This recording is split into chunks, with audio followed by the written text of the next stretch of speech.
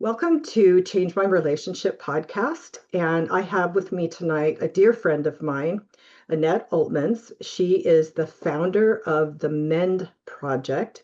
She's going to explain to you what that is. And we're going to start off with welcoming her. Welcome, Annette. Thank you for having me, Karla. It's great I'm to be here. Yes, and we've talked about this for a while and we finally got it scheduled. And I think you are going to find this to be one of the most helpful podcasts you've ever listened to on understanding emotional abuse. So, can you give us just a little bit of your story? I did interview you, at length in a prior podcast, and also your husband, Bucky, in a separate podcast. I'm going to Yeah, put those in the notes, but I want you, for those people that have not watched that to just kind of give an overview of your story. sure. I mean, in a nutshell, I'll just do it really quickly, is that I was married um, to my husband for 15 years, and I kept getting sicker and sicker and sicker, Mhm. and more stressed and more confused, more lonely, more depressed. I tried everything. We went to countless therapists. And just nobody identified what was really happening. And so I started to figure a little bit of it out, but not enough to have confidence in my decision. But I decided that for health reasons, I needed to separate. So we separated.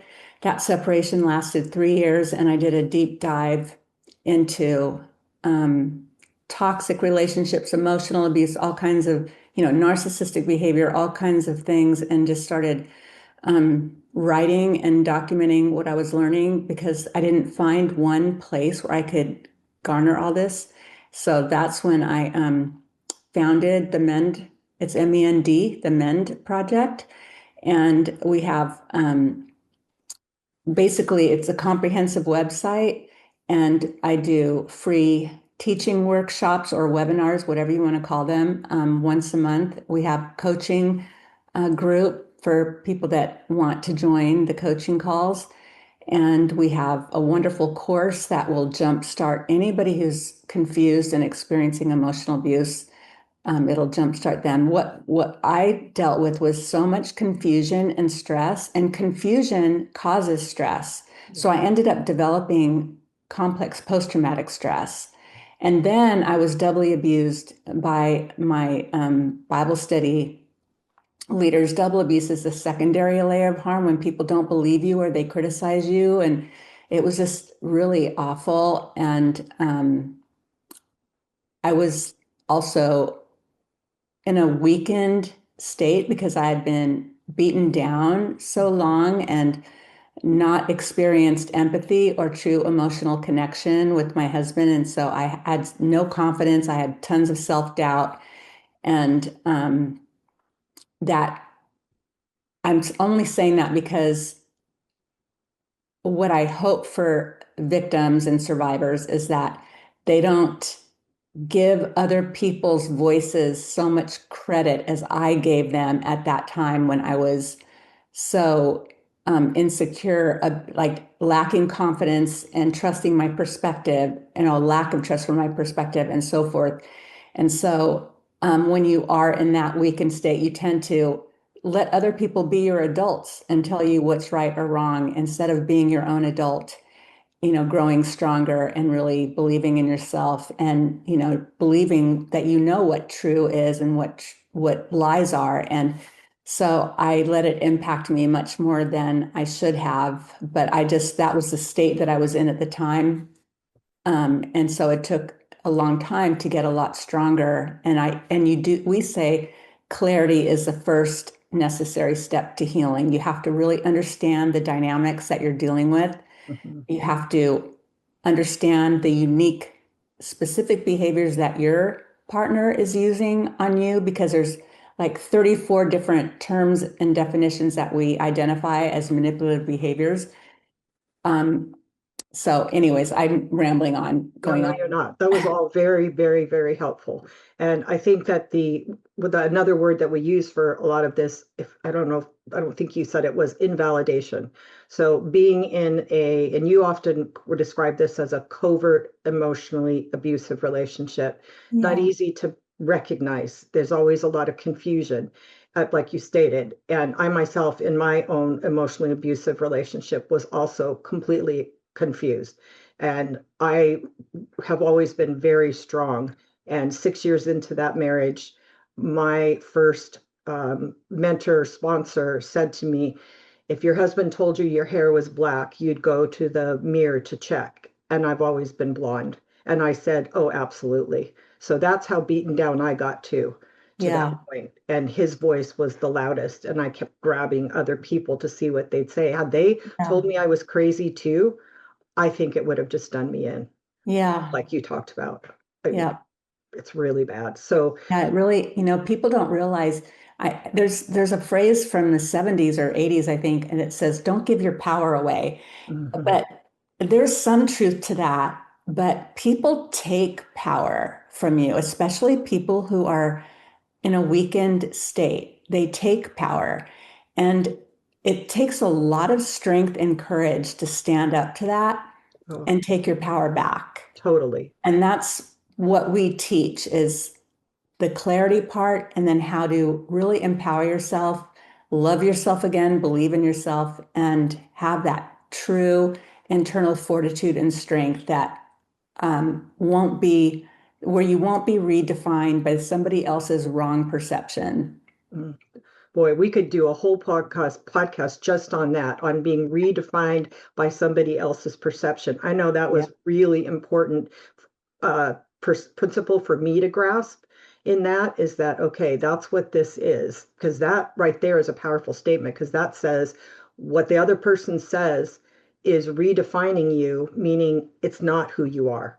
Right. They're mischaracterizing you. And it's hard, like if they gossip about you or whatever and Mhm. doing it's so difficult when you're in that weakened or state of self-doubt to combat that because you have this anticipatory fear that you're going to get even more pushback from other people and you instinctively know you're not going to be able to tolerate it. You don't have the fortitude, you don't have the internal strength to be Mhm. able to say, wait a minute, and address it in a straightforward way with confidence.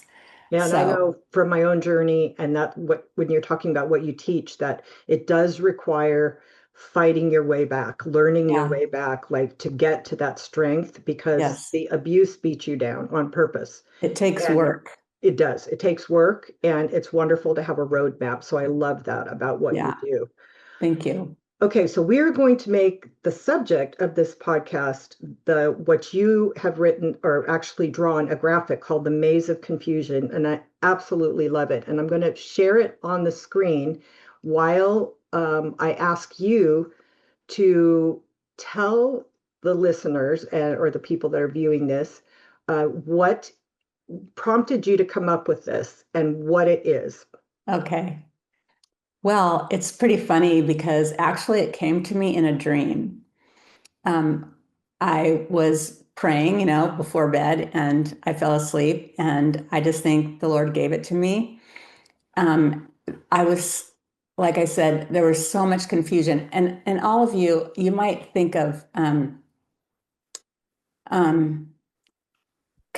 the type of confusion that I'm talking about is when you have a crazy making conversation that goes in circles and it doesn't end up leading to any solutions or resolution. And much of the time, you can't even remember what started the argument or the discussion in the first place. So you're just so confused. So the maze came to me because think of think of any maze as a metaphor, a visual metaphor for a conversation. There's one entry point and there's one exit point, and there's only one pathway through.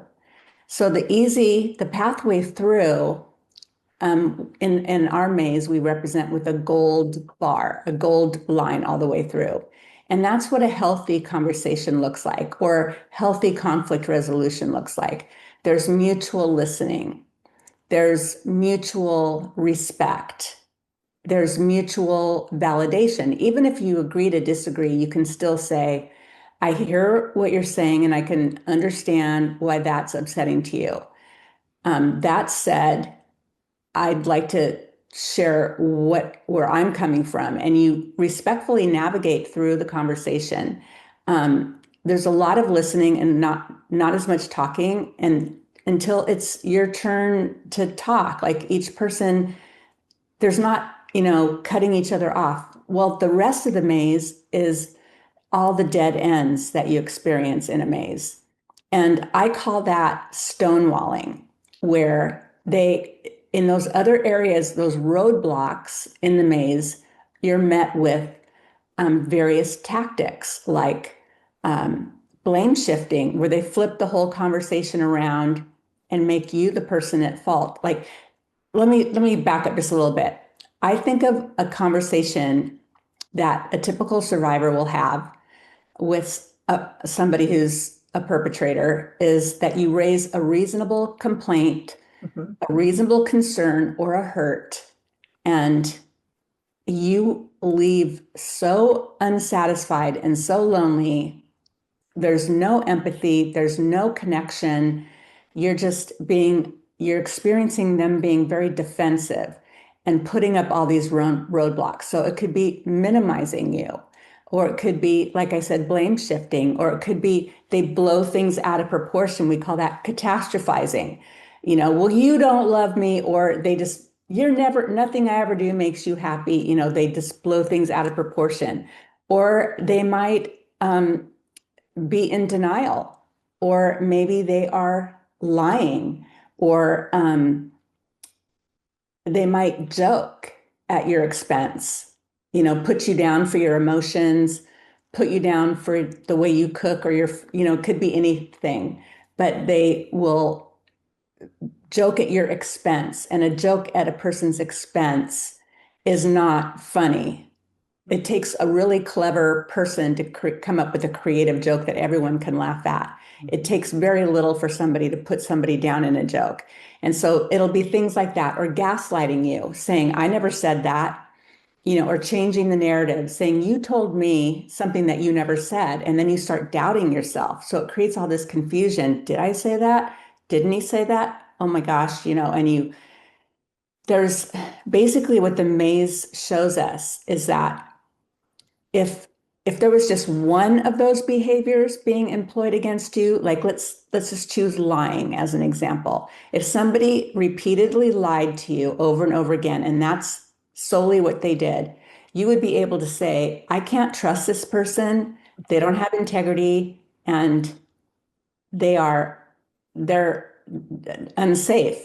I can't trust my money with this person. I can't trust my emotions with this person. You would see it as a huge character flaw.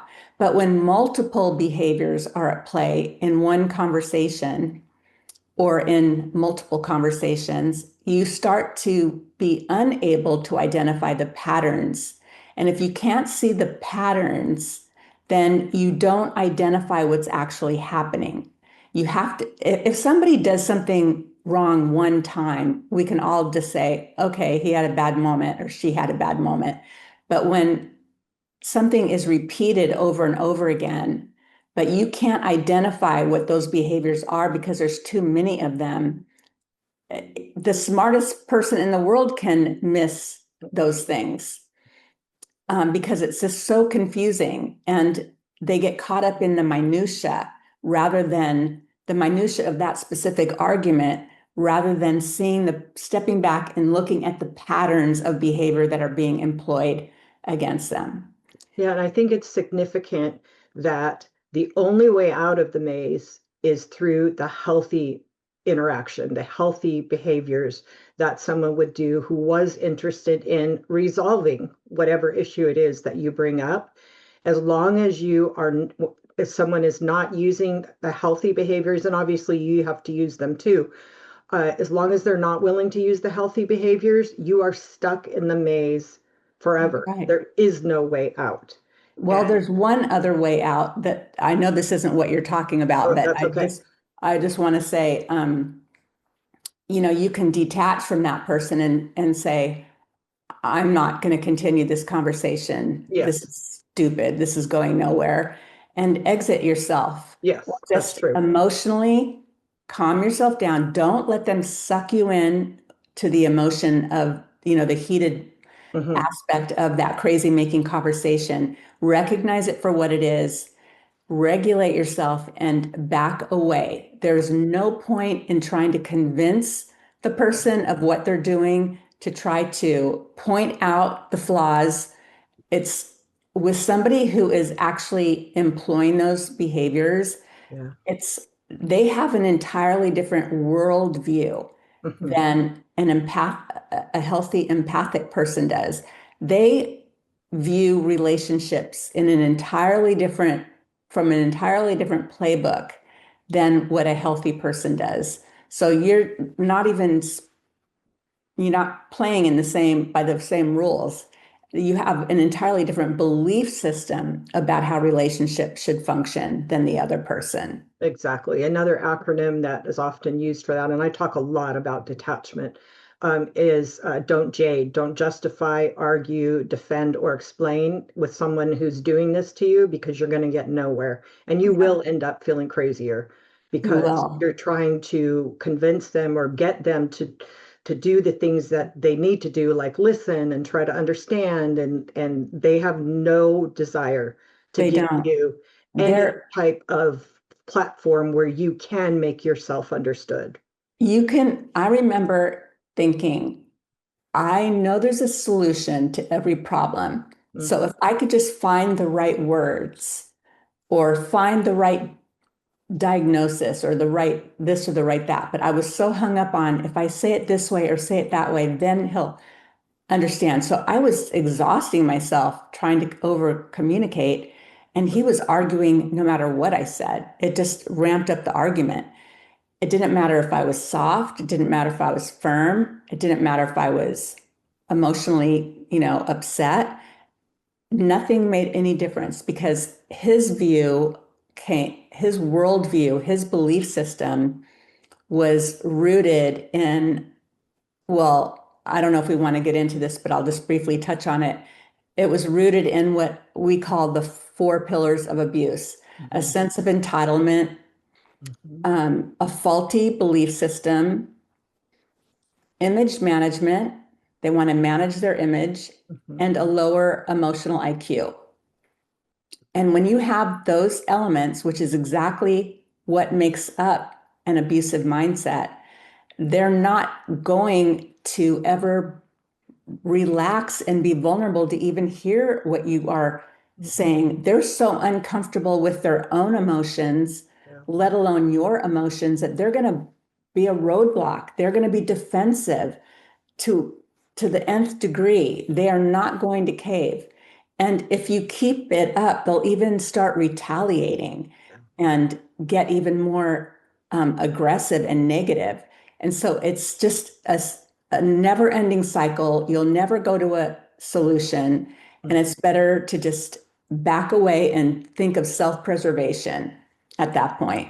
Yeah, that was my same experience. As I thought, I can get him to understand, and I try everything, and I tried highlighting books and explaining things, and then I tried the same thing, being nice, being upset, being angry, crying. None of it mattered. I think I wrote very long letters and they ended up in the trash without being read.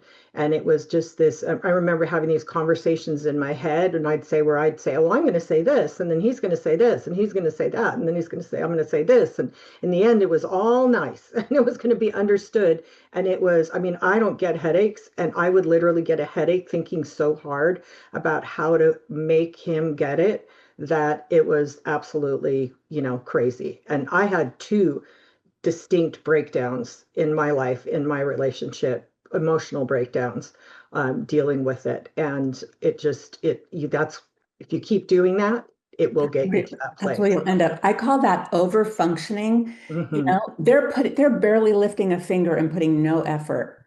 You're writing letters, you're pleading, you're trying all these different ways to communicate. you're reading books, you're trying to come up with all the answers, and they're barely doing a thing. Yeah. And we end up exhausting ourselves. It's a codependent trait, even though I don't like the term Yeah. codependency. I like the term self-love deficit disorder because it's really a lack of love and respect for yourself. Hmm. It's you're so full of self-doubt and believing things like, I remember thinking, I must not be lovable, or I wouldn't be going through this, or something must be intrinsically wrong with me, or I would experience empathy and have somebody who wanted to, or maybe I don't know how to do relationships because obviously I'm trying all these ways to communicate and nothing's working. It's very typical for survivors to think it's their fault. They're doing something wrong when they're really not. They're trying too hard to reach somebody who's not reachable. Well, yeah, and one of the reasons too that we do that is because there are times like often, especially when they're very covert, and that means they're very manipulative. And I know I lost it so many times, and I'd end up being the one who was screaming and crying and upset and doing all that. And then he could just be very like calm and shut down, and I wouldn't sleep. And I was the one with the illnesses, and I looked like I was the one that couldn't control him. Yeah, I can relate to that. We try so hard, it's to the point of, well, we're in a full trigger. We're so traumatized that we are not regulating ourselves. We're so hyper focused on trying to find a solution that's not going to come from this person that we are losing our autonomy. We're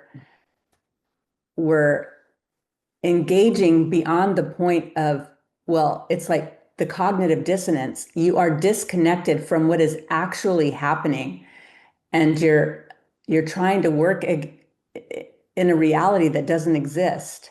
And you You, feel desperate to get them to understand. And at some point, it feels like you're not going to survive. I know for me, I felt like yeah, I wasn't going to survive because staying felt impossible and leaving felt impossible in yeah, I that remember state. those feelings too. Yeah. So if you can't fix it, then it's like you're just going to implode. You're not going to make it. And when you've got kids involved, you're like, I have to make it. Like, I have to figure this out. And the only solution in that moment feels like just doubling down and making him understand, or her, if it's a man that's in an abusive relationship with, we're using he for abuser for simplicity, but not because we don't recognize that there are women that can also be emotionally Absolutely. abusive. So I'm going to take the maze off of the screen now, and I'm going to put a link to it in the notes where you can Okay. literally download it and print it out with Annette's permission, and you can have that. So now I'd like to get in just a few more specifics on some of these unhealthy tactics. Can I just make one comment? Absolutely. Okay, before we move on. If you are seeing a therapist and they're not understanding what you're trying to explain, it's because you're explaining the minutia of each argument rather than identifying the patterns. Mhm. If you print off the maze and take that in, and also this other tool that we're going to talk about next, the terms and definitions, you will be able to make more headway. But that said, I want to say that couples therapy, whenever any form of abuse is present, is highly not recommended because many therapists were not trained in covert emotional abuse. They don't understand that emotional abuse is a form of domestic violence. And I know those are hard words. I'm saying abuse and I'm saying domestic violence, but the toll that this type of emotional abuse has on your body is like physical abuse because your immune system collapse. I was so ill and so thin. I was in and out of the hospital like 11 or 12 times. Wow. And they had a hard time diagnosing what was wrong, but I needed to be in the hospital. And so it really does take a toll. And that you and I both have worked with hundreds of survivors, and we know the story is told the same way, different symptoms over and over and over again, where they get really sick and have all kinds of autoimmune illnesses and whatnot. But I just wanted to say that if you have your own individual therapist, that's what I highly recommend to work on getting stronger. And these tools can really help simplify what you need to communicate to them. Yeah, I totally agree with that. Unfortunately, not every therapist is really trained to identify emotional and verbal abuse, but it does make it harder when you bring in the little arguments and the therapist is sort of, brought into trying to figure out how to make sense of that argument, even if you're only saying this is a fight that happened between my spouse and I, and then the therapist is trying to make sense of that with you and they may completely miss it. So They do miss it over and over again. It's so yeah. much easier if you say there's a pattern of blame shifting Mhm. and of minimization and of stonewalling and of defensiveness and on and on and on. I agree. Some And I got sick too. Pardon me? I also got sick in my relationship. Yeah, I got this, it's the same thing. I wasn't in the hospital, but I had a lot. Ended up with autoimmune yeah, issues too. So, I would okay. imagine. Yeah. Sorry, I didn't mean to interrupt you. No, it's okay. So what do you mean by blame shifting? Well, so you raise a reasonable complaint, concern. Okay, there's a few ways it can play out, and there's no two um, um, covert emotionally abusive relationships are the same. So there's a million different variations, but I'll just give two examples. Okay. Somebody makes a joke, he or she makes a joke about your body part or something, or your cooking, and you say, "Ow, that really hurt. I would appreciate you not putting me down that way." Mm. Then they say, "Well, you're too sensitive. You're nothing, you can't laugh at yourself." So now they are blaming you like you're the problem. Mhm. So it started out they were inappropriate and unkind, but somehow you're the problem. So you get injured first by the joke, and then you get injured again by being told it's your fault. It's shifting the responsibility onto the other person. Something that your listeners or viewers need to know is that they will say and do anything to avoid accountability and responsibility. Yeah. They there's so much shame and there's so much belief that they deserve the right to dominate and control the conversation or control you in many cases. They will not concede. They don't view an argument as a way to come together for a solution. They view it to win the argument. So they're going to use these ploys. So another thing of blame shifting is, well, I wouldn't have said that if you didn't do this. It's your fault. And so many other variations. Yeah, I can relate to that too. And I always say, until somebody wants to see the truth about themselves and take responsibility, and if it's defenses that are completely keeping them from looking at it, whatever it is, until they're willing to do it, they're going to continue to blame shift. So there's That's nothing right. that you can do or say to make that stop. No, you Until can't. that In person.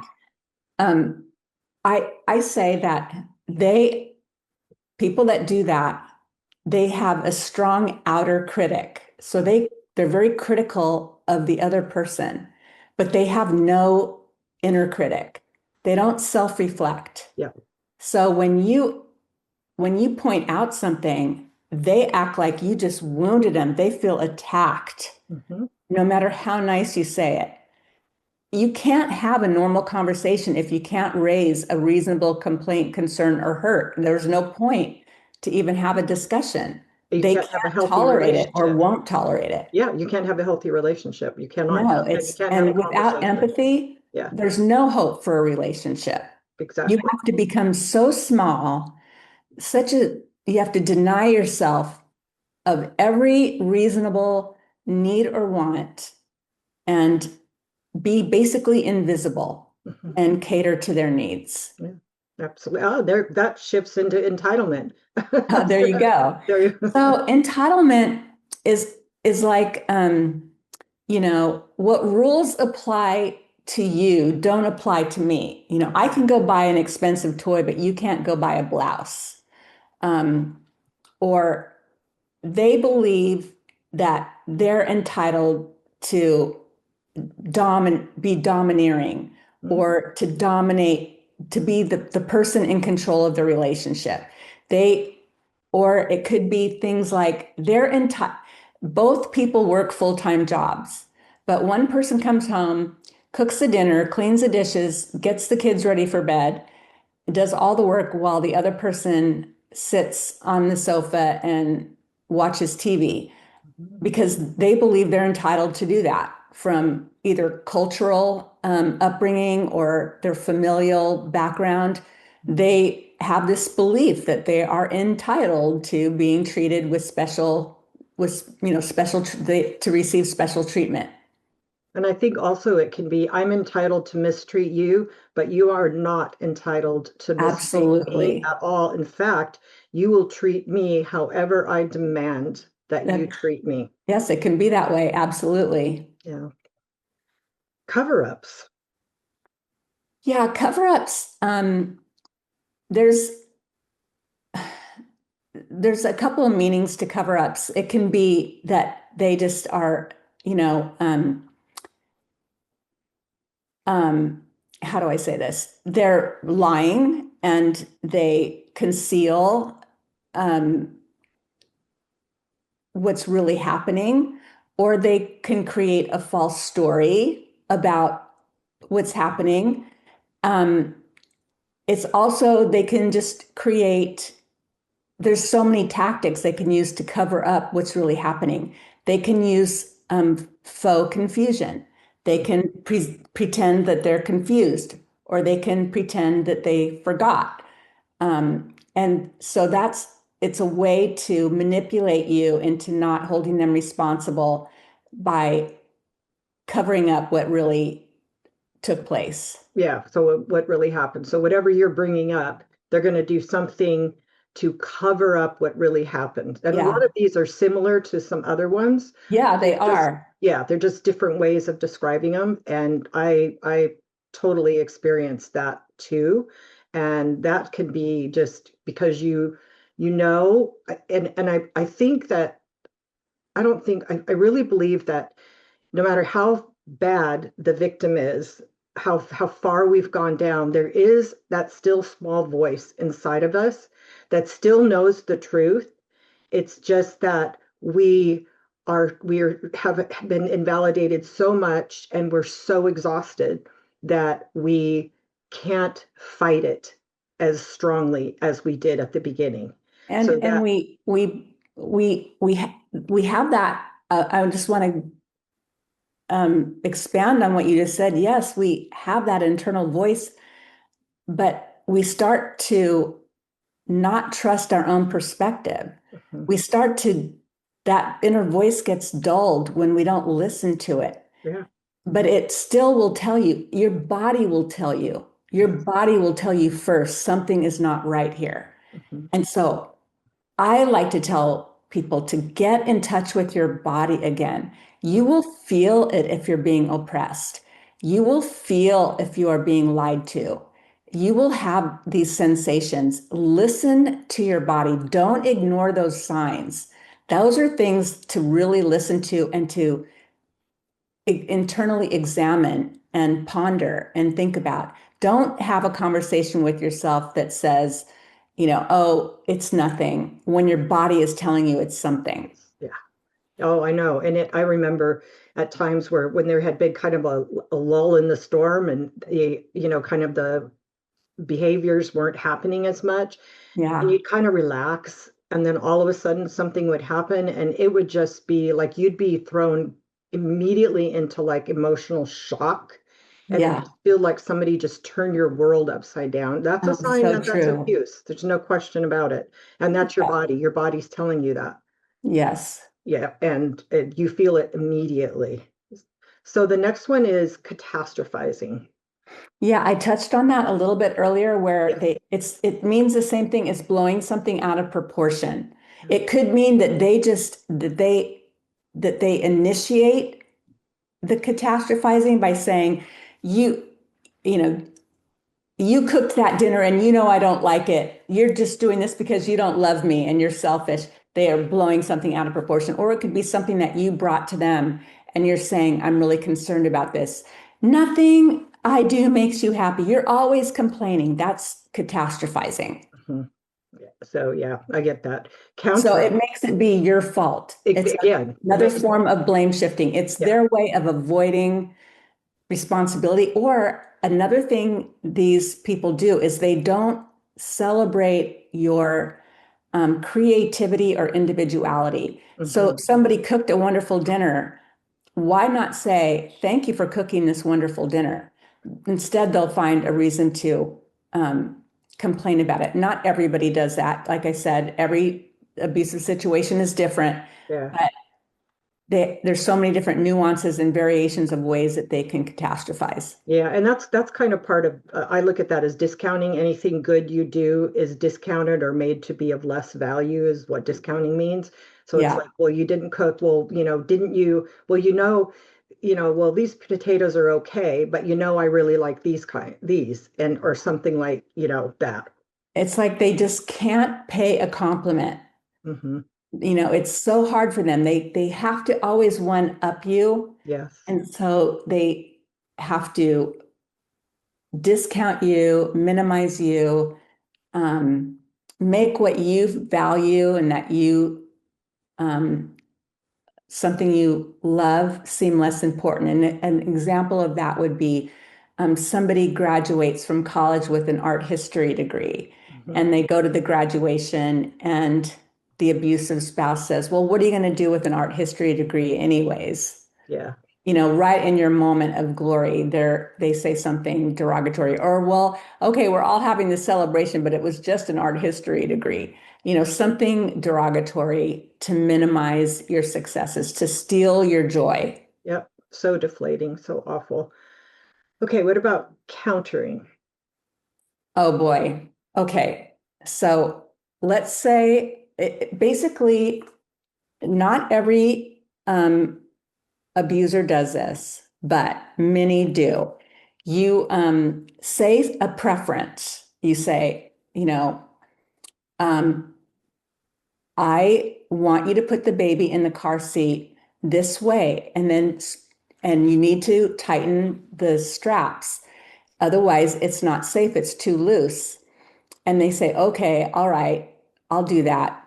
But then the next time you check, they don't do it because inside they know they're going to do the opposite of what you want because they're not going to submit to you. They're not going to concede to you. Another thing could be, in the bedroom, I hear these stories a lot where you say, touch me this way, not that way. And they refuse to do it. They only do what they want to do and expect that you're supposed to like it. So they are going to do the opposite of what your preferences are, either covertly or overtly. Yeah. And that's really passive aggressive. You feel it. You know it's happening and you recognize this is on purpose, but they won't admit it. They won't admit it. They'll say, oh, I forgot. Oh, God, yeah, I forgot. Hmm. Absolutely. Okay. And then, oh, withholding, that was huge in my relationship. Same with me. So you can think of withholding affection or withholding conversation or withholding compliments or withholding, it could be withholding money. Cooperation. It could be so many different things. But the way that I like to focus on it the most is if you think of the silent treatment, Hmm. they will withhold conversation and they'll withhold confessing a wrong. And so they punish you by, it won't be by yelling at you in this instant. They just refuse to talk to you, Hmm. or they will leave the house for hours, days, and in some cases, weeks at a time, or they won't talk to you for hours, days, or weeks at a time. It's it's not the same as when you say, okay, I'm really dysregulated right now. I need 30 minutes to collect my thoughts. Yeah. You both agree to step away and then you come back at it a later a mutually agreeable time to finish the conversation. This is when somebody is retaliating, they're punishing you Mhm. with the silent treatment or by withholding something from you. And I just want to expand on that a little bit because it might seem sort of benign, like, they're not screaming at you, but it creates so much energy in the victim has to build this wall up of protection, just walking into their own home, not knowing what to expect, not knowing if they can get an answer to a question, or trying to go to sleep at night with someone who's not talking to you. It's really, particularly if they are at fault, Yeah. it's different if you set a boundary. If you are on the victim side of the equation and you say, I am ending this conversation. This is going nowhere. You're being disrespectful, and I'm not going to engage in this kind of conversation. That is a boundary. And you are notifying them that you are not talking until they can come and have a healthy conversation. That's setting a boundary. That's not the same as retaliating or punishing Mm-mm. somebody. No, and the withholding will often be what you want the most and what they know you want the most. So if they know that you desperately need money to buy groceries, it's going to be withholding. And I think it definitely is also includes punishment because it often is a punishment. I Mhm. remember one time when, and a lot of my relationship was in my marriage was him getting upset about something very benign or minor that was said and taking what I said wrongly from his own like perspective and then becoming very just upset about that and then like shutting down and withholding. And I remember one time that it was kind of in this low place and last minute he pulled away the right to go to a conference in a business that we do together. And I just remember just feeling absolutely devastated. It was like such a slap. And, I mean, that's just like one of many. But I know that I've had women talk to me about withholding sex, even though he Oh, wants yeah. sex. But then if they actually say, in that maybe that need to reconnect after the argument or the bad time, could we have sex? Then it'll be something very demeaning to say toward, why I don't want sex with you. Why would I want sex with you? Yeah. Something like that. And that is like another low blow. So yeah, withholding, I think And they withholding, don't want to be rejected. No way, but they'll reject you, no problem. exactly. Exactly. Okay, we talked about minimizing. What about deflection?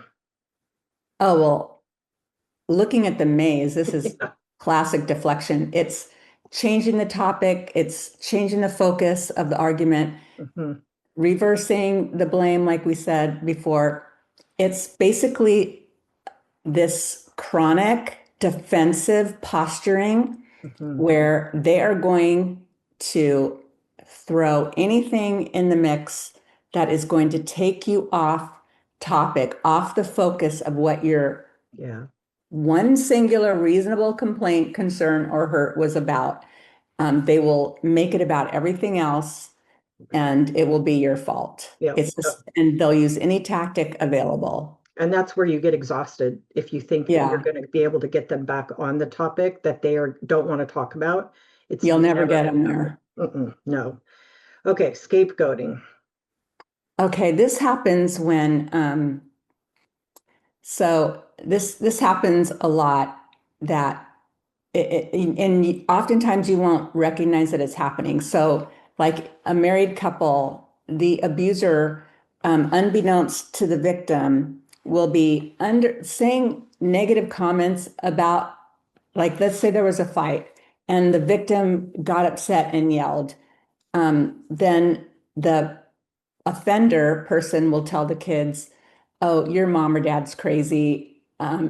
I can never have a conversation with this person." That they say things that make it be your fault to another person. Okay. So they're blaming you to other people to, and over time, those little droplets of blame start to persuade the way they think about you, and it distorts their perspective. And so that's why so often you hear about divorces in abusive relationships and the kids choose the side of the perpetrator Hmm. because they don't see things accurately. They've been contaminated by this scapegoating. It Yeah. also happens when um, within social circles or like in a church community. Oh, pray for my wife. I'm really concerned about their mental health, things like that. And so people start to view the victim who is kind of falling apart at the seams and being traumatized, which presents in some odd ways, we both know, um, fragmented thinking and, involuntarily shaking, and it makes the victim look unstable. And Hmm. so when the other person is scapegoating them, it makes people less likely to believe the victim when they finally find the courage to speak up or reach out for help. They've already had, they've already been mischaracterized for a long period of time. Or it can be the victim comes out and tells their story, and then the abuser just does a complete smear campaign. And this happens very often when you choose to separate or when you choose to set a boundary for the first time. They reach out and start telling other people things that will mischaracterize you and cause them to doubt your perspective so that you don't get the support that you really need. Yeah. Boy, that is really, really profound way of explaining that because it does happen all the time It and it does. is so purposeful. And it's so painful and it can Yeah. feel so overwhelming. But I wanted to say this is where you need to be really strong Hmm. and be willing, instead of trying so hard to convince people that don't believe you, Yeah. as hurtful as it is, and it could be even be traumatizing, like it was for me at the time. You have to be strong enough to say, I know who I am. I know what the truth is. I'm going to walk away from these people for a time, maybe forever, maybe for a time. And I'm going to shrink my circle to Hmm. only people who are really safe, who align with me, and who fully believe me and who validate me. You Right. don't need any of that other chatter.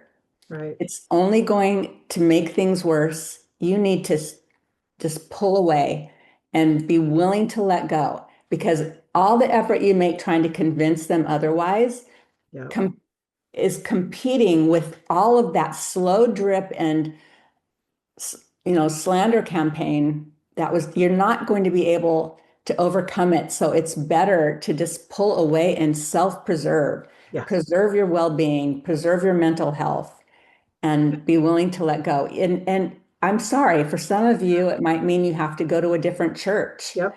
It might mean that you call some old friends and let go of your whole social circle. I Hmm. mean, some people lose their families Yeah. because their families of origin Hmm. don't believe them. And these are hard decisions, but don't waste your energy trying to convince people who are just rejecting you and Hmm. causing you more oppression. Yeah.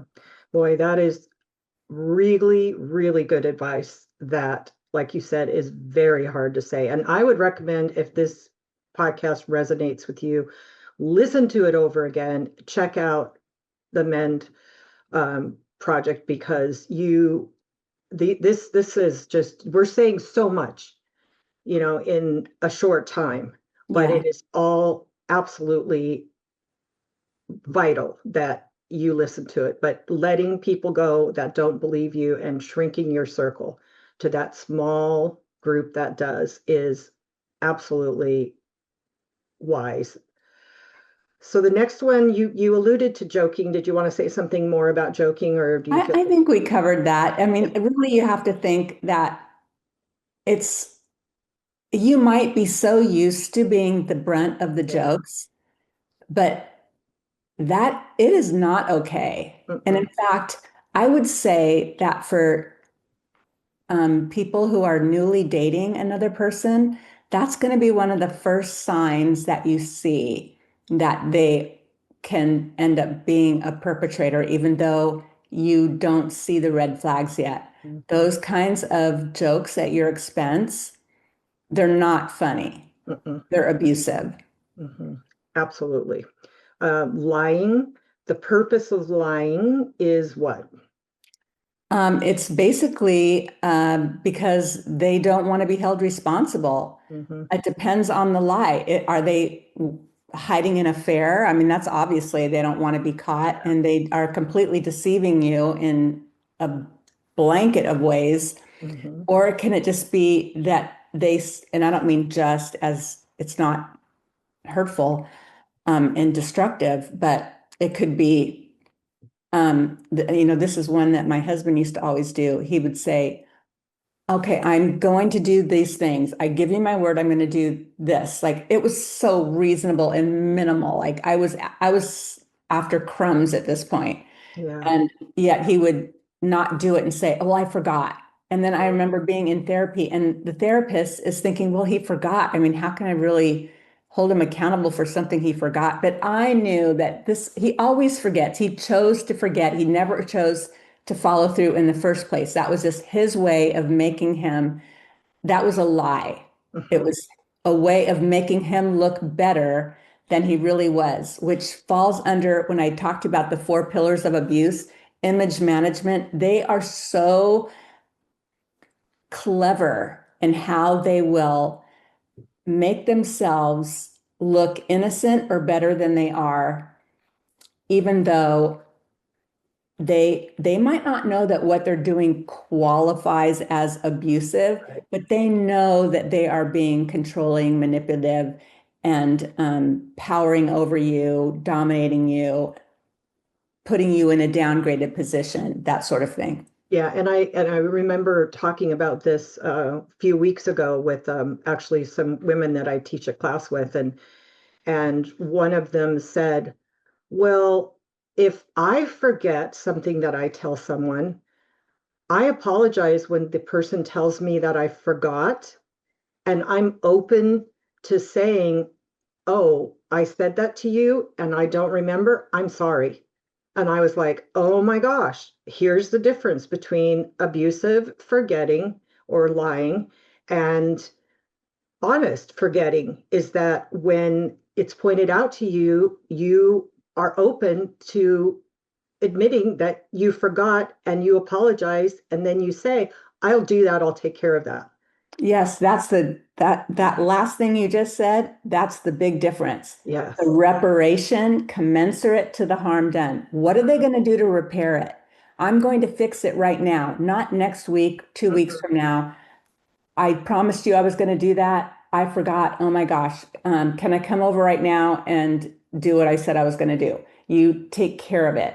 Yep, absolutely. And then really close to that is denial. So what's the difference between denial and lying? Because when I think of my situation, I think denying that the person did something, my husband denying, I didn't say that, I didn't do that, I never promised that, was always felt like lying and forgetting that like they were all together. And then I would wonder, well, is he really, maybe he is just in denial and maybe he is just, forgetting the whole thing. What's the difference between lying and denial? Well, I like to use, I forget who came up with this acronym, but it's denial. Don't even know I'm a liar. No. Yeah, So there you go. denial isn't just isolated, only denial. Um, Usually denial is also accompanied with lying, and lying is accompanied with denial. So Mhm. there's a combination of things going on. It becomes so habitual Mhm. to paint the picture that they want to, that they lie and they don't even, many times it's so comfortable to them, they don't even realize that how habitual their lies are Yeah. and how they are not, how habitual they are about not accepting responsibility and how habitual the denial is and not understanding the impact it has on the other person. Yes. And I think that's part of their image too, is that they are a good person and a nice and a Right. great husband and a wonderful father. And how could you ever tell them that there's anything wrong with them? And how could you ever tell them that they've done anything bad? It is just that, and that's again, that whole defense system is just so Yeah. powerful in keeping that image up, and that you are the crazy one, you are the bad one for bringing that up.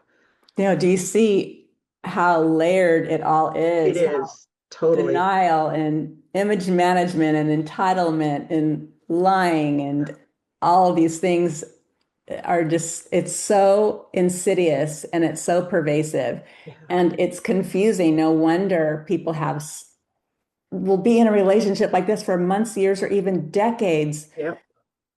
not figuring out Well, and the feeling core root of the problem. exactly, and feeling, and even if you do get it, because I remember I'd go in and out of, okay, I see it clearly. And then for me, I would usually after get strong, and then I'd sort of set a boundary.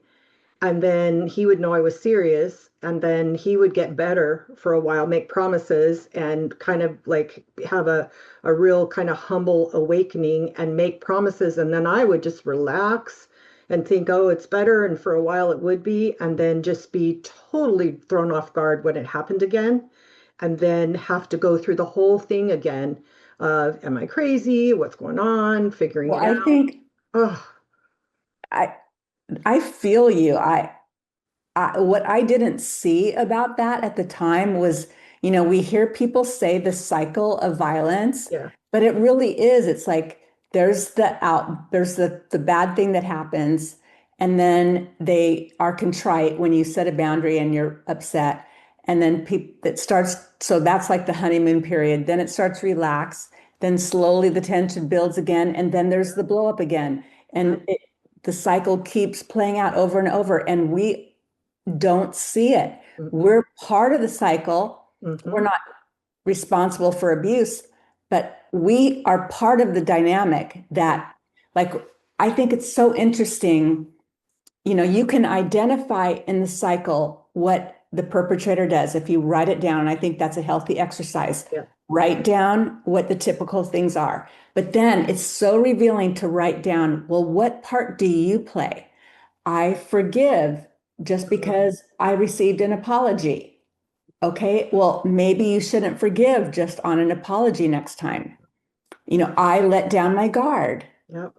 Maybe you have to hold your guard up and be tougher longer.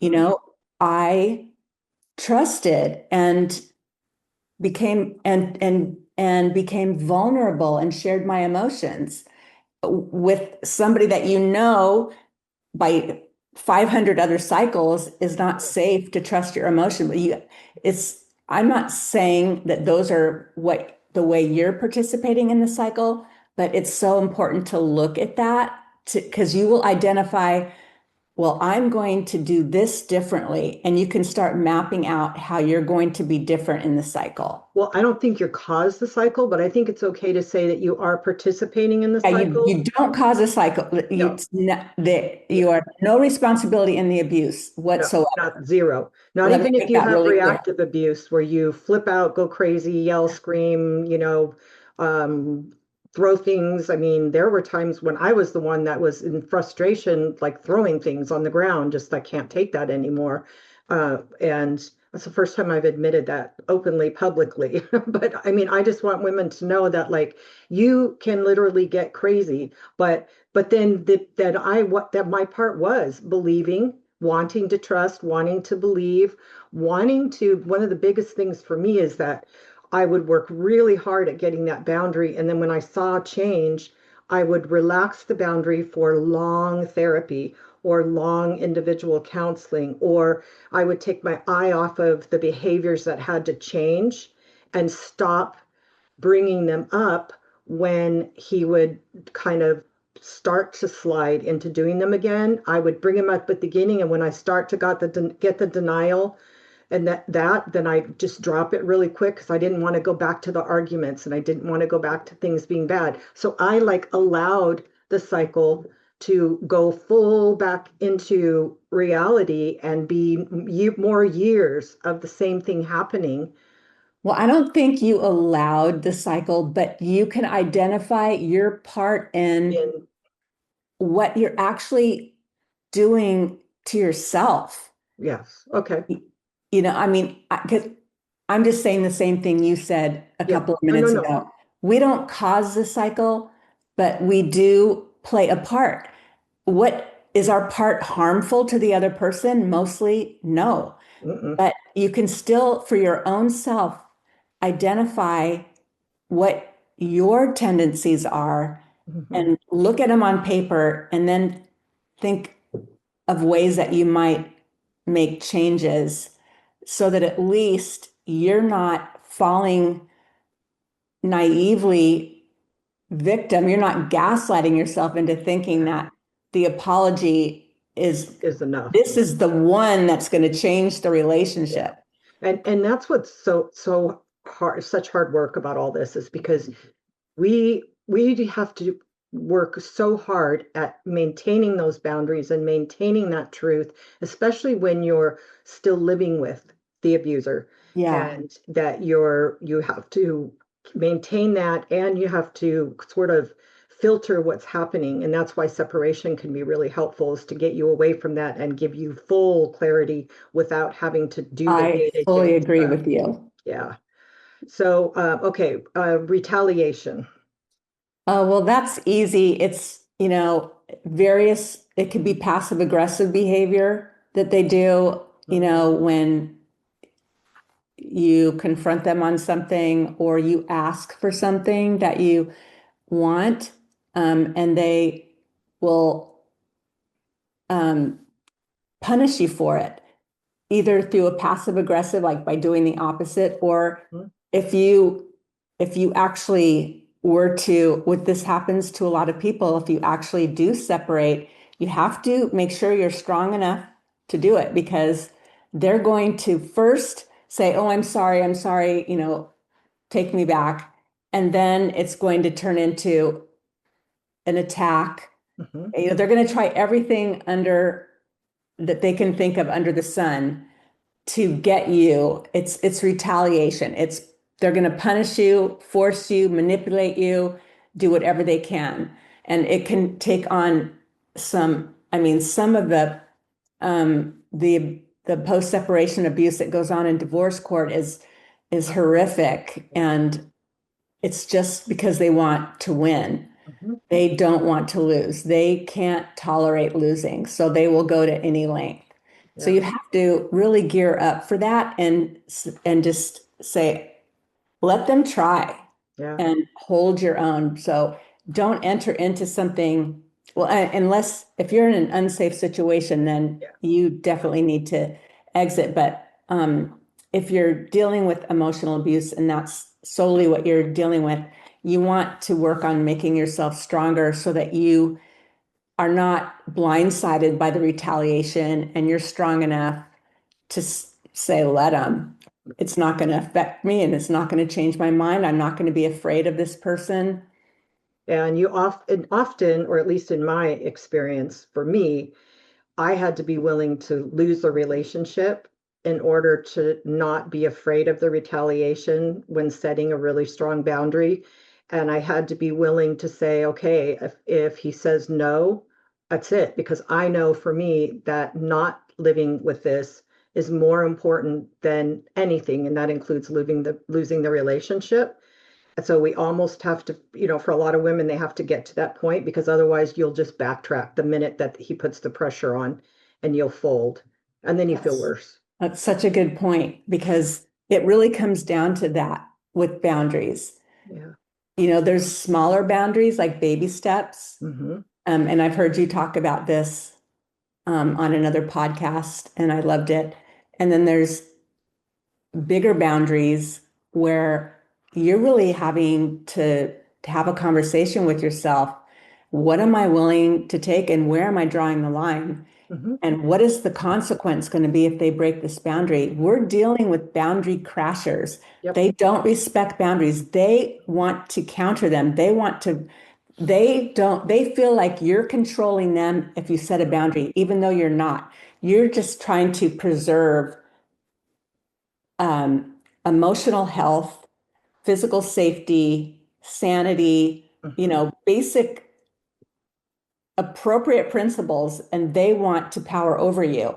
Yep. And so you have to be really ready to have that conversation with yourself. What am I willing to take and when am I walking away? And then don't set the boundary unless you're going to actually follow through on it or you're going to make it 10 times worse for yourself. You got Absolutely. to, I love how you talk about, this is totally switching the topic, but I love how you talked about that. You need to overcome your fears Mm-hmm. before you can set the boundary. You really have to face into that. Yeah. Yeah, you really do.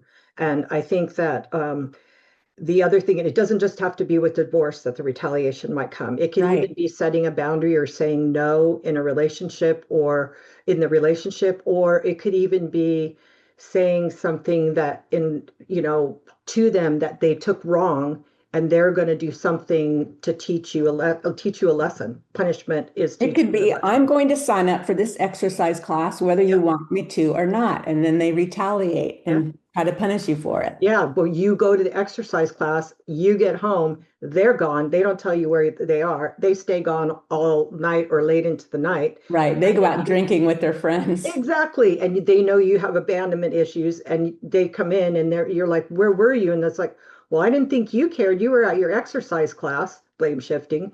And it was purely retaliation. Yes. So, okay, last one on this list of behaviors. And as you said, there's like 34 or something, but these are the Yeah. ones that you put in your maze of confusion. Gaslighting, and we could talk for hours about gaslighting, but give kind of a succinct definition Yeah, of just a gaslighting. short version of gaslighting is basically, I touched on it a little bit earlier, is changing the narrative. Hmm. You know that you said XYZ, and then they say, no, you never said that. You said ABC. And you start doubting yourself, or they deny something they said and Hmm. they rewrite the whole script. And you really start to wonder if you're going crazy. And it could be, I've heard of stories where, like, they change the temperature on the thermostat, Hmm. or they turn the ringer off the telephone and Yeah. then they turn it back on later. And they, like, literally what the phrase came from, the movie Gaslight, Yeah. where they start to really play with you and say, there's one gal that did a video for us, and she said that after her husband would do all these things like that, she would be questioning herself, and he'd say, "Are you fused today, honey?" Meaning confused. Oh, whoa. It's so dark. Oh, it is dark. It's just diabolical. Oh my gosh. And Mhm. it's so purposeful. Some of these Yes. things you can say, okay, maybe they've just learned these behaviors from their watching their dad or, some their mom do it, or, they're just really defensive. But this one is literally purposeful and diabolical. No question. Yes, it is. Absolutely. Okay, so we've gone through all 14 of the Okay. unhealthy tactics in the maze of confusion. At the beginning, you went through the healthy behaviors that resulted in getting mutual understanding. We're right about an hour now, but just kind of read them or I have them listed if you want me to read them. I just want you to I'll do one at a time and I want just a succinct Okay. definition of, okay, this is the difference between someone purposefully preventing closure, understanding, solution, resolution, purposeful refusing to do that. Okay. And that's that way. This is literally doing what it takes to get, I think I might have said that backwards. Okay. So this is what it takes to get This is the resolution. healthy version. The healthy version. That's easier. Okay. I'm getting too wordy. Okay. One, clarification. So you have to know what you're arguing in the first place. Sometimes there's misunderstandings. So you want to lay out what the issue, you want to make sure you understand what the issue is. Okay. So there's each person taking their turn, stating that and then repeating back, okay, what I hear you say is, and I don't mean you have to literally go, Yeah. repeat, but it's just to make sure that you both understand what the issues are. Okay. Patience. Um, it's not jumping to a quick reaction. It's Mhm. taking a deep breath, remaining calm. There's plenty of time to have the discussion. Mhm. Let the person say what they want to say. Rather than interrupting. Yes, don't interrupt. Yeah. It's not helpful. It's better if you, because then they might get triggered by the interruption and Mhm. it ramps it up. It's better to just show you're patient and then after they're done, you can say, okay, you said this and this and this. I need to clarify again. This, you can be patient, but you can go back and clarify, no, and make that correction, if that makes sense. It does. Desire for mutual understanding. Yeah, so another way of saying this is approaching the dispute or the conversation with not, I mean, it's so natural to be defensive, all of us, but to approach it with a sense of curiosity. Mhm. Tell me more why that's so upsetting to you when I chew celery in the living room, whatever. You want to be willing to hear more. I really want to really approach it. I want to understand what this is really about, what's at the core. Um, so don't think of hurrying up and defending yourself and ending the flow of conversation. Think of being curious to want, this is an opportunity to hear what's really going on with them. Okay. Mutual respect. It's basically doing your best to regulate yourself and don't be careless and start dropping F-bombs or cuss words and whatever. Everybody deserves that once, deserves an F-bomb once in a great while. But I think if the more calm that you can be, the more credibility you're going to have in Mhm. making your points. Yeah. So everybody appreciates being respectfully conversed with Mhm. versus disrespectfully conversed with. Yeah. It's Right. hard to get beyond the disrespect and hear the point Yeah. if someone is doing Yeah. that. And tone comes into that. Oh yeah, I need to work on that. I tend to Yeah. um like you can you can even with a quiet voice, you can have an edge to what you're saying. Yeah. And me too. And my husband's really, really sensitive to that. And I feel like it's oversensitive because I feel like I'm like have this little narrow thing. So I try Well, to their egos are so fragile.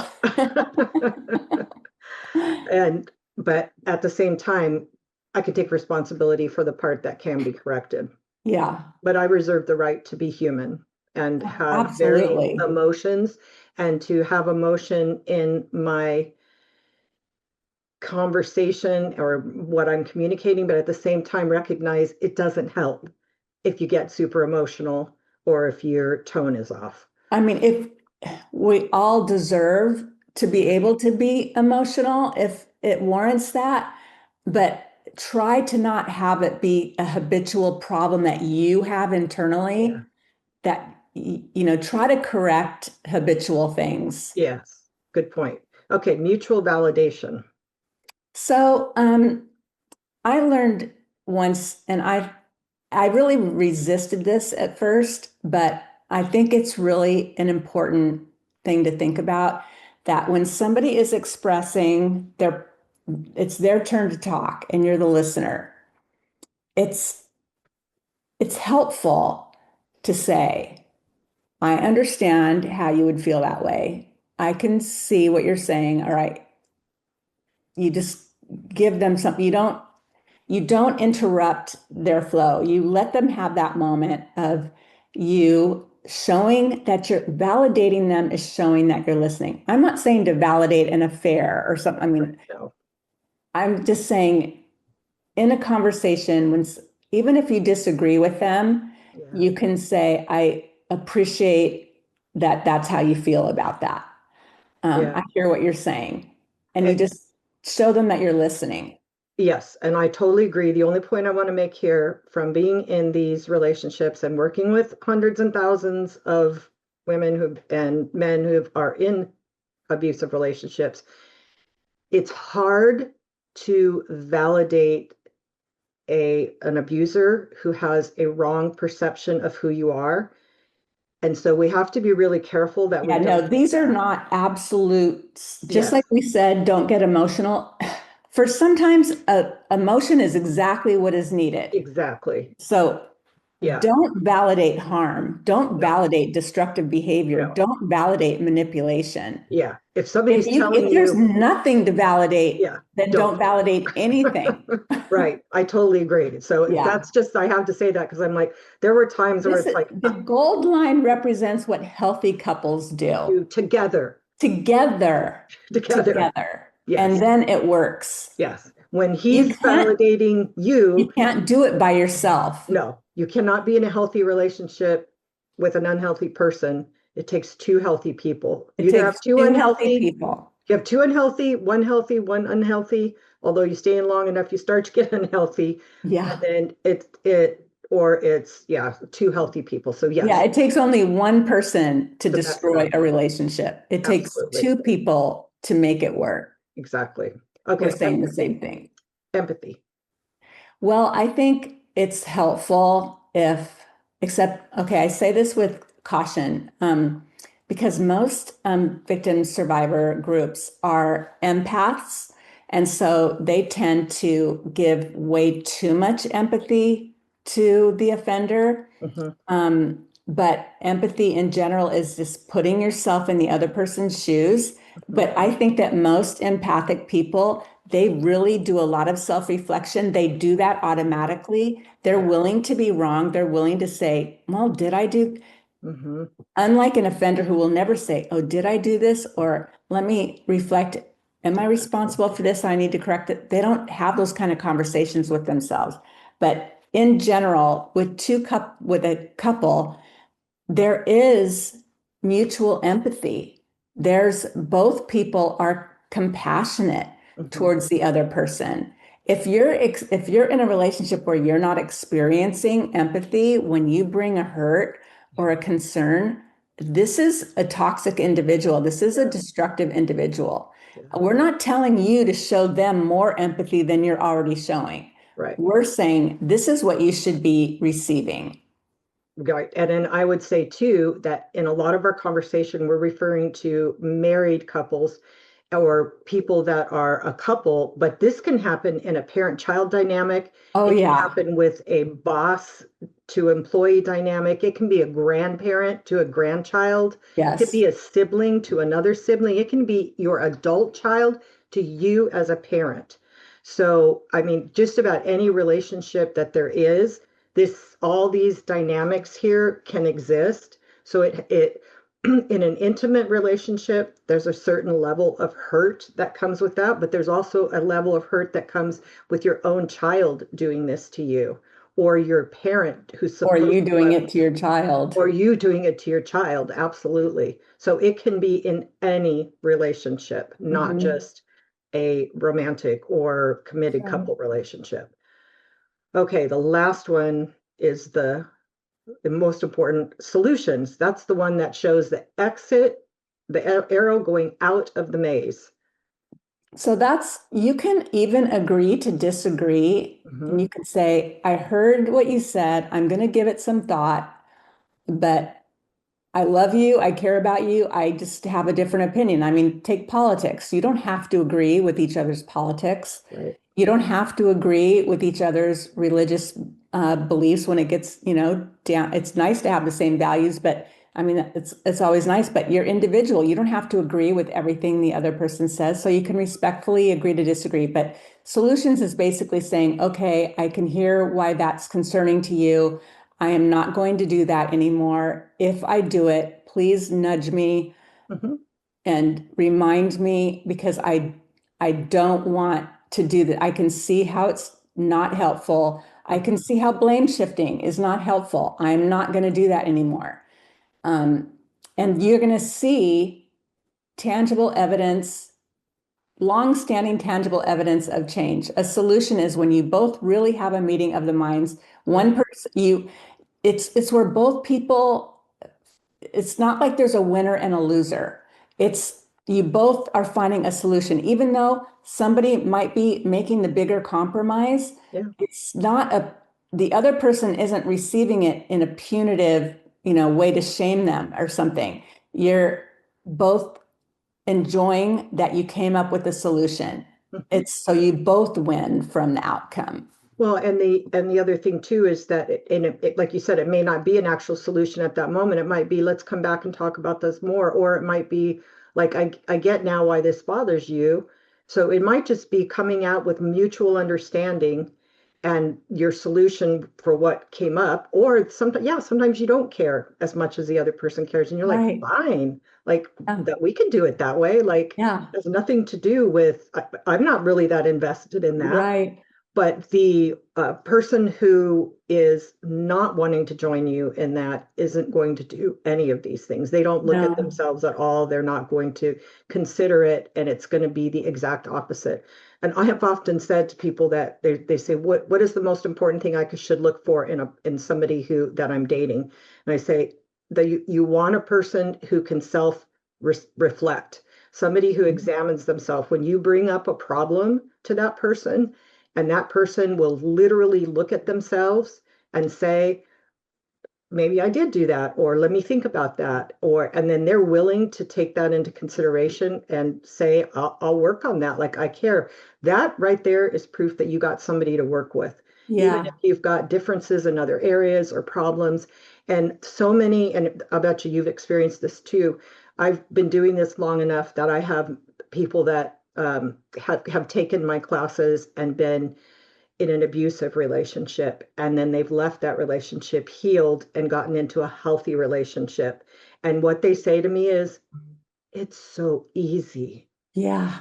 And they say, I had no idea it was so easy. Yeah. And in an abusive relationship, you don't believe that that's even Oh, possible. it's so But the hard. reason it's so easy is this maze of confusion. When you have somebody working with you, I'll often say you can't really mess it up if you've got another healthy person, because people will ask me, well, how do I say this? How do I articulate it? And I say, you know what? If you've got somebody that's working with you that wants mutual understanding and has mutual respect, they're going to help you get it out and kind of get to the bottom of it. And you can't even make a mistake. So true. It's so Really easy. good point. Yeah, it's so easy. So there are people that are listening to us who, for the first time, are realizing their relationship is covertly emotionally abusive, and that others that are listening that have gotten much greater insight into what goes on in this crazy making experience, this confusion, maze of confusion that they live with. What would you say for those people would be the next step? First off, I just want to say I'm so sorry that you're going through this. Yeah. Both Karla and I have tremendous compassion. It's so hard, but there is hope. Yep. There truly is. As long as you decide to embark on a healing journey. So I'm going to be shameful right now and promote our course. Okay.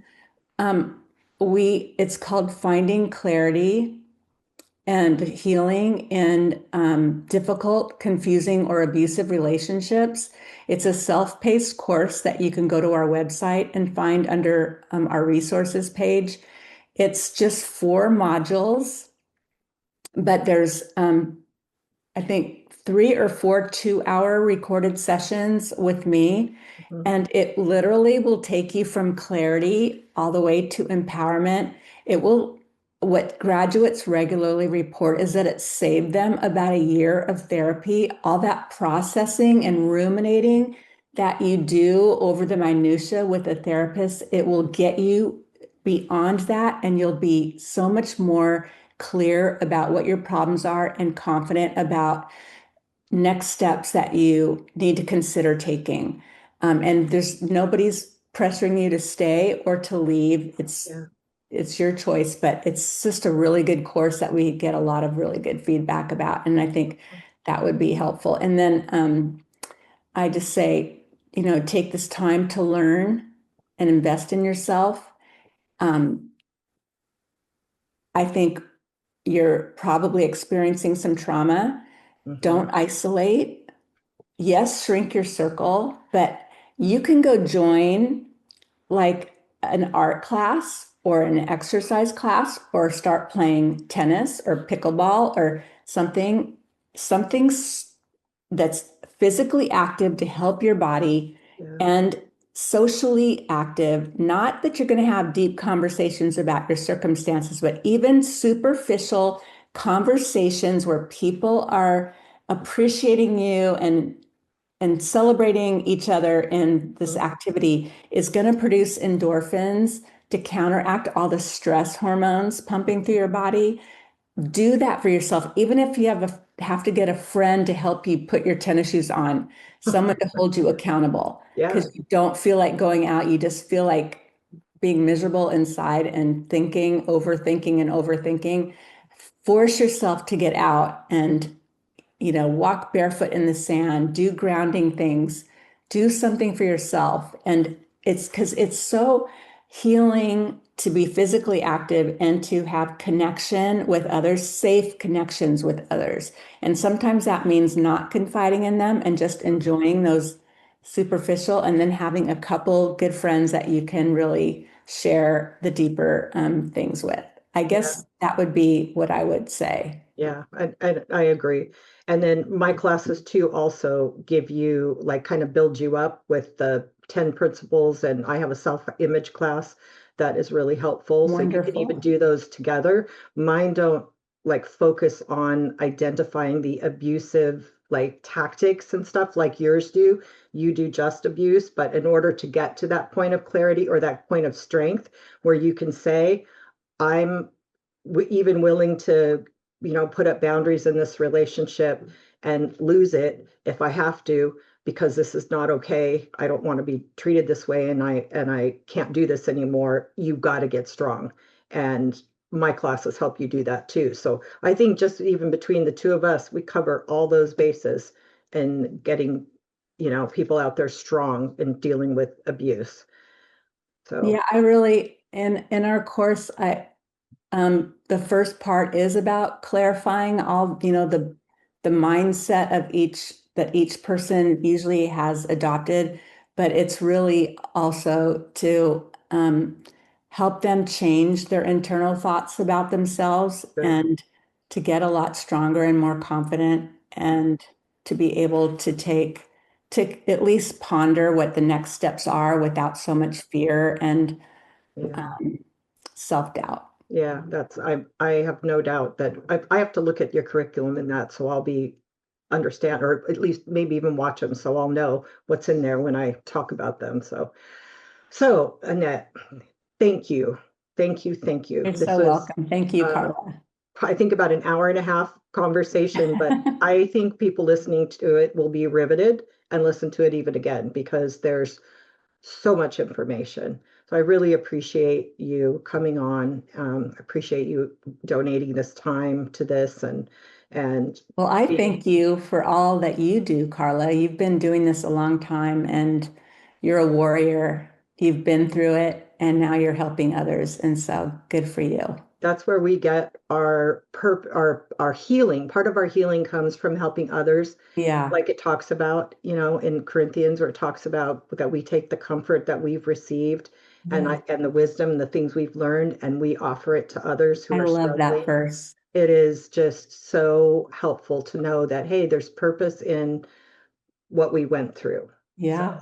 so I'm going to put all of those links in the notes and you're going to get the link to her website. I'll put the link to the training program that you're talking about, your prior interview with me where you told more of your story and your husband's interview, Bucky, when he came on and talked to me about what he did to change. and then some other things that I can think. Oh, yes, the maze of confusion chart. And did you want me to Terms put and the definitions. terms of Yeah, definitions too? it's this sheet with all the Okay. Okay. yeah. Wonderful. All right. So thank you for watching. We hope that you will share this with people that you know who are, even if you don't know their relationship is abusive, you don't have to worry about that. If you know that their relationship is incredibly confusing and frustrating for them, and they're stuck or they're hurt or they feel they're beaten down, send this to them. Send them the link, let them listen, let them decide for themselves if their relationship is abusive. So we just, again, thank you for watching. God bless you.